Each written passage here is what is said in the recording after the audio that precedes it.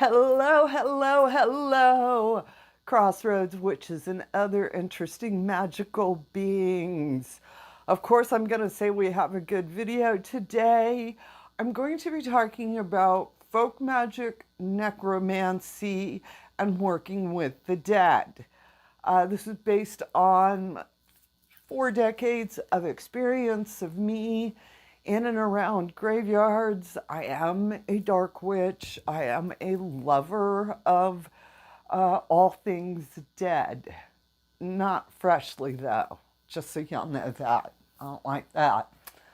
But I want to talk a little bit about the necromancy versus folk magic people who use graveyard dirt.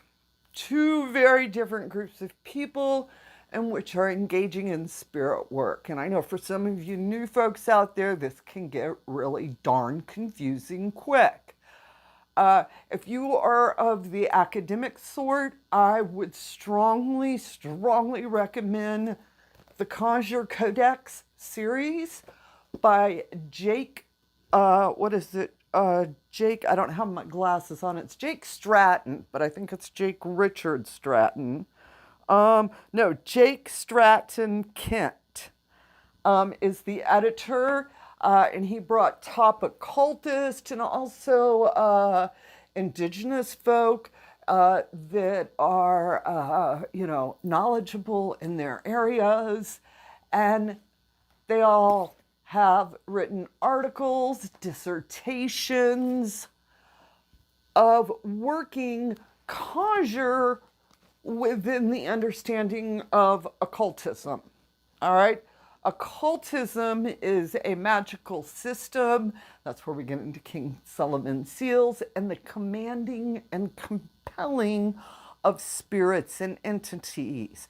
By command and compel, basically, you grab something out of the realm, throw it in a circle, and say, "You will do what I say so." Sometimes that upsets the spirit, the entity, the lesser deity, aka demon, that it's been thrown in there. So for the occultist to work this energy, they have to have a lot of protection around them. That's where you get into the casting of multiple circles and actually spaces that are set up over a series of days. Now I want to talk about the folk magic side of necromancy. We entice and make friends with, all right? Our attitudes are completely different going into the space. When I go into a graveyard, I am asking permission if it's okay, if I can be there, if I spend time at a grave site. It's because that spirit has invited me to that grave site. And if on rare instances, because it should be rare that you take dirt, it's done with the permission of the spirit. You are working with them, all right? This is a mutual respect. You are making a pact, a contract that you'll help me. And when I'm done with this, then you go about your way, all right? You're not forcing, you're not coercing, you're not demanding that anything stay. So that's a very simple difference between these two realms.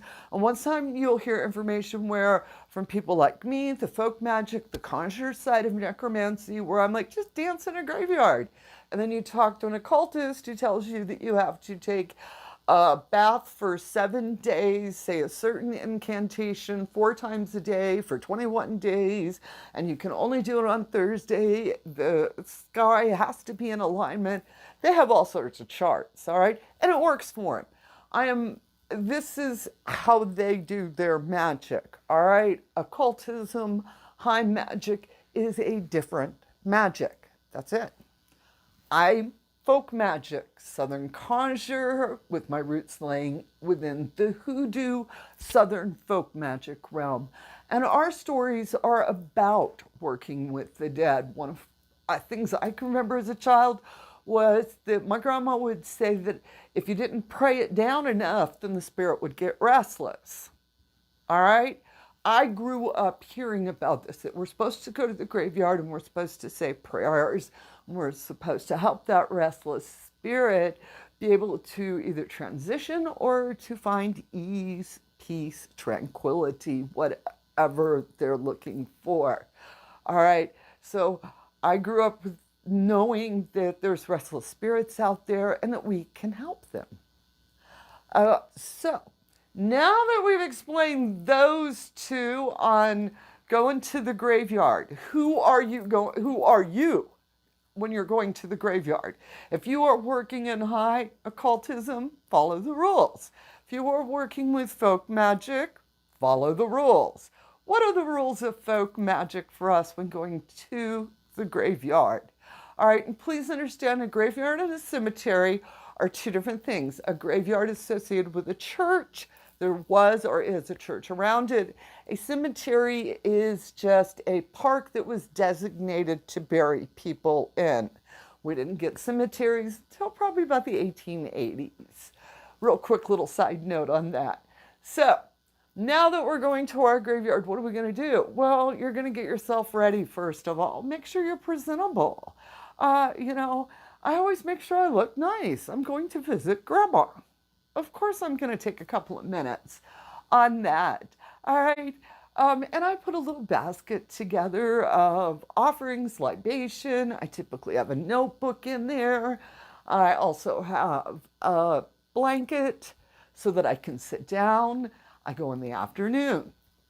When I get to the graveyard, the very first thing I do is acknowledge the gatekeeper spirit. At the keeper of the gate, there he has many different names. It depends, old man at the gate, where your region is. It's typically a man. Sometimes he's an old man, sometimes he's a young man. Some people will tell you it's Papa Legba. Other people will say, no, it's not Papa Legba. And everything on this. Who do you see at the gate is my question to you as far as what gatekeeper spirit is there. For me personally, every graveyard has a different gatekeeper. So I respond according to that gatekeeper. Sometimes all I do is just give a nod as I'm walking through, just how you doing type look. Other times I stop, offer a libation. Sometimes I have stopped and straightened up the gate area where, it needed a little bit of debris and stuff. And I just straighten it up, make it look nice, because that's what I feel gatekeepers like, could you straighten it up before you come in, please? And I'm like, of course.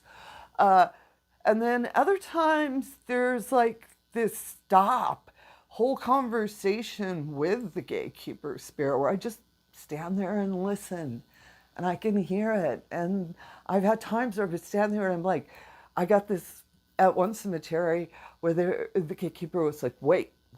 And I'm standing there I'm in a big cemetery up by the front of the gate. I'm like, I feel like I should be able to go. What's holding up? And this big tour bus came through the gate. And I was like, oh, thank you so much, gatekeeper. Thank you so much.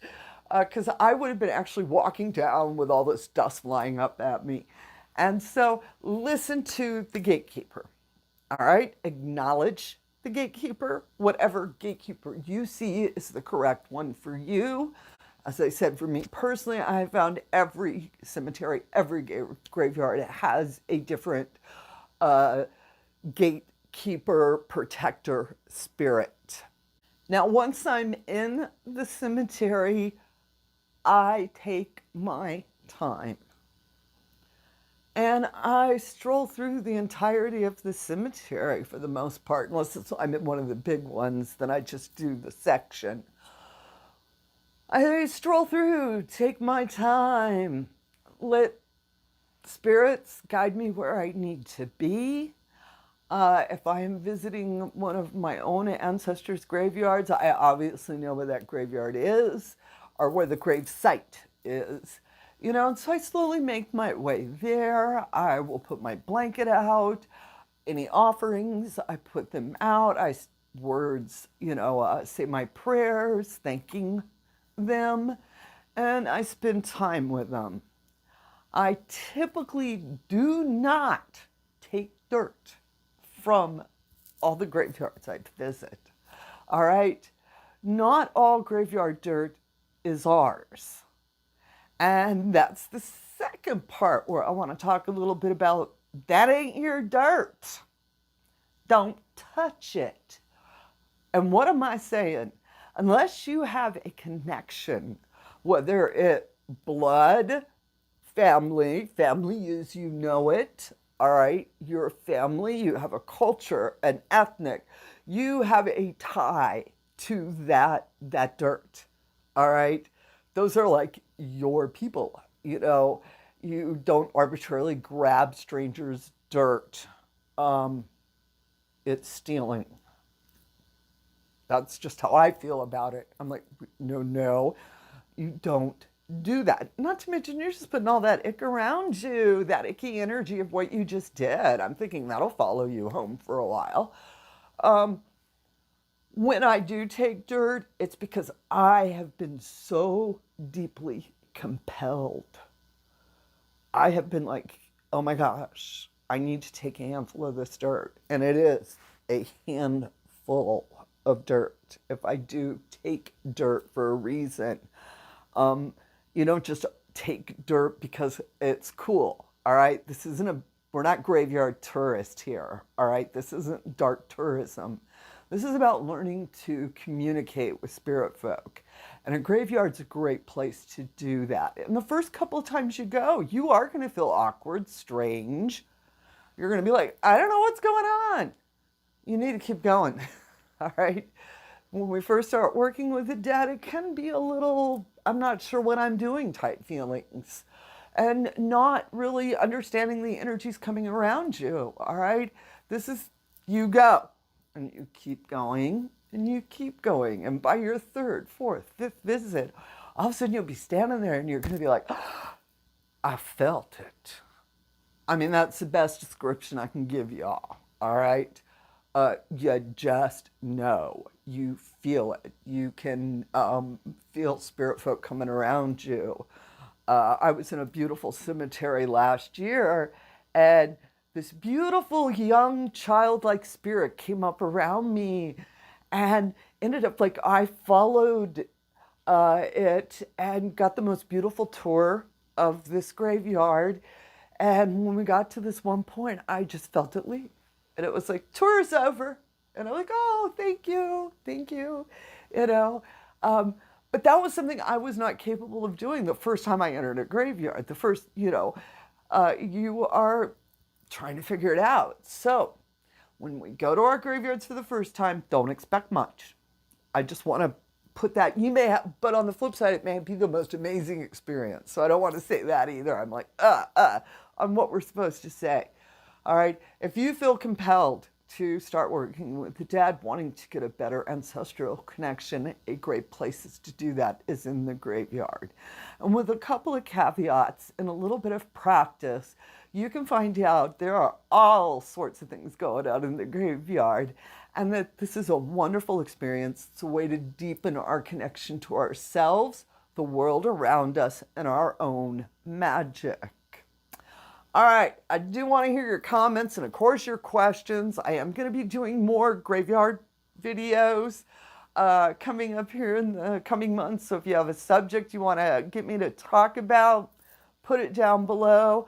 Of course, I want to say thank you to all my subscribers. It still amazes me. I'm humbled, is all I have to say about that.